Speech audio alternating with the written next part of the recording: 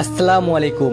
গত 3 দিন আগে আমি গিয়েছিলাম মুর্শিদাবাদের লালগোলা থানার অন্তর্গত তারানগর গ্রামে। আপনারা নিজের চোখেই হয়তো দেখতে পাচ্ছেন তারানগরের বর্তমান অবস্থা।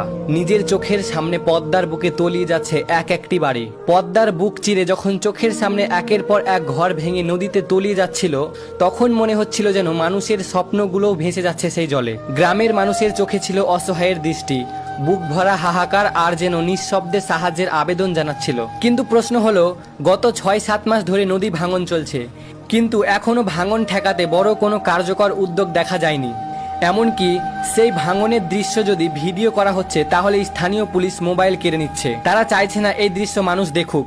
কিন্তু কেন তারা চাইছে না এই ভাঙনের দৃশ্য মানুষ দেখুক? এমনকি আমার ফোনও কেড়ে নেওয়ার চেষ্টা করা হয়েছিল, যদিও তারা পারেনি। তারানগরের আজকের চিত্র একটাই শিক্ষা দেয়, যদি সময় মতো কার্যকারী ব্যবস্থা না নেওয়া হয়, তবে আগামী দিনে হয়তো পুরো গ্রামটাই বিশ্ব মানচিত্র থেকে মুছে যাবে, আর অনেকটাই মুছে গেছে। আপনারা ভিডিওটি বেশি বেশি শেয়ার করুন, যাতে ভারতের প্রত্যেক মানুষ এই ভিডিওটি দেখতে পায়।